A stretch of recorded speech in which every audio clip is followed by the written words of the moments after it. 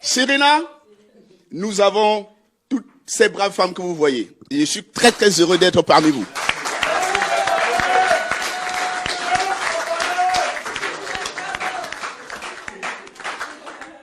Merci les Amazones. Toutes tendances confondues pour le travail que vous faites. Toutes tendances confondues.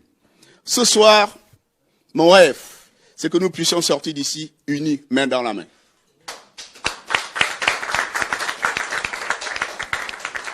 Maintenant, mon message est à Paul Biya. Je lui dis ça en le regardant dans les yeux. Monsieur Biya, vous n'avez plus que quelques mois au pouvoir. Je le dis parce que les jeunes rassemblés ici dedans me l'ont promis. Je leur fais confiance. Et je vous dis, ne comptez pas sur les urnes pour renverser le pouvoir au Cameroun. Si vous comptez sur les urnes, vous perdez votre temps. Ça fait 30 ans, nous comptons sur les urnes, nous voyons les résultats. Ne comptez pas sur les urnes. On ne renverse aucune dictature par les urnes. On renverse une dictature par la force.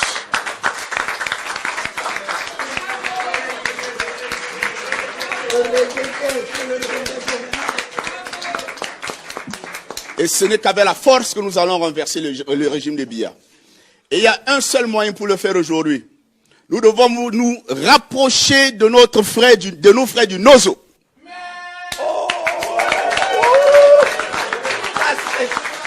Nous devons créer des possibilités de contact direct avec Phil Marshall. Phil Marshall!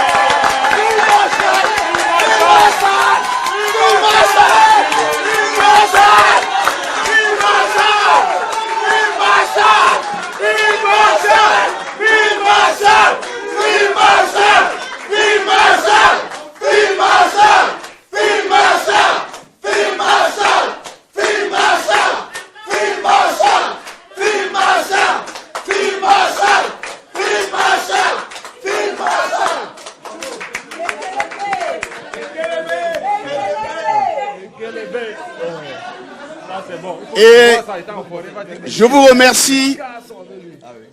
Je vous souhaite une bonne soirée. Nous allons travailler dans la sérénité. Et à la fin de cette soirée, nous allons prendre des résolutions fortes, comme nous le voulons. Et je suis convaincu que si ces résolutions sont prises et que si ces résolutions sont appliquées, c'est-à-dire que nous devons prendre contact avec tous ceux qui sont sur le terrain aujourd'hui dans l'Amazonie et qui luttent pour se libérer, si nous nous attachons avec eux pour libérer le Cameroun francophone, Biya va partir. Je vous fais confiance pour ça.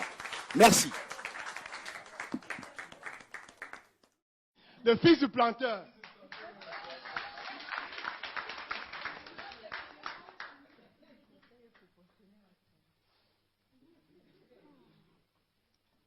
Bonsoir. Soyez les bienvenus. Soyons les bienvenus. Je ne vais pas être long. Parce que pour moi, j'estime que si je me suis déplacé 2 fois pour venir ici, ce n'est pas parce que les réunions m'intéressent, mais c'est parce que je veux qu'aujourd'hui, qu'on transforme les paroles en action. Que chacun de nous dépose sa collecte. Voici ma part. Nous allons acheter les armes pour envoyer en Amazonie. Que chacun de nous dépose sa part. Que chacun de nous, que chaque personne qui est ici cotise. Nous n'allons plus parler sans agir. L'équilibre de la terreur. Merci. Dans la nuit du 7 mars 2020, la ville de Galim, dans le département des Bamboutos, région de l'Ouest Cameroun, fait l'objet d'une attaque terroriste. Un groupe constitué d'une 50aine d'assaillants lourdement armés entre à Galim dans une caravane motorisée et se dirige à dessein sur le site abritant la brigade territoriale de gendarmerie et le poste de sécurité publique de l'arrondissement de Galim.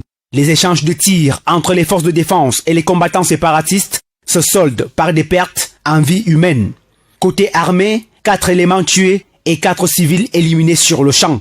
Au lendemain de cet attentat, le ministre de la Communication, porte-parole du gouvernement, dans un communiqué rendu public, accuse les groupes séparatistes amazoniens. Le gouvernement camerounais, au-delà des informations concordantes en sa possession, se base sur le fait que Galim est une ville limitrophe aux régions anglophones. Coup de tonnerre, 24 heures après cette sortie de René Emmanuel Sadi, Marc Barretta, le leader des groupes séparatistes, fait une sortie musclée sur son compte Twitter. Dans cette sortie, il rejette en bloc toute responsabilité sur l'attaque de Galim et accuse l'alliance MRC-Basse d'être l'unique et seul responsable. Une information qui sera confirmée quelques minutes plus tard par Mimi Mefo. La journaliste réputée proche des terroristes ambazoniens, aperçue à plusieurs reprises aux côtés de Maurice Kamto ces derniers temps, vient mettre de l'eau au moulin de Marc Barretta. Ce dernier, qui confirme d'ailleurs que l'Alliance Mouvement pour la Renaissance du Cameroun, brigade anti-Sardinard, aurait déjà fait entrer plusieurs armes au Cameroun, dont le point de chute serait la région de l'Ouest Cameroun. Selon le même terroriste, Galim serait le début de l'insurrection armée de Kamto et de la brigade anti-Sardinard. Une semaine avant, cette lanceuse d'alerte prévenait déjà l'opinion publique sur cette attaque, accusant elle aussi la basse. D'ailleurs, selon nos informations, des réunions seraient régulièrement tenues ces derniers temps dans toute l'Europe entre les membres de la brigade anti-Sardinard et le leader du mouvement pour la Renaissance du Cameroun pour des cotisations destinées à l'achat des armes et au financement de certains médias hostiles au Cameroun. Depuis ces sorties, l'on s'interroge quand même sur le mutisme du directoire du mouvement pour la Renaissance du Cameroun. Ne dit-on pas que qui ne dit rien consent?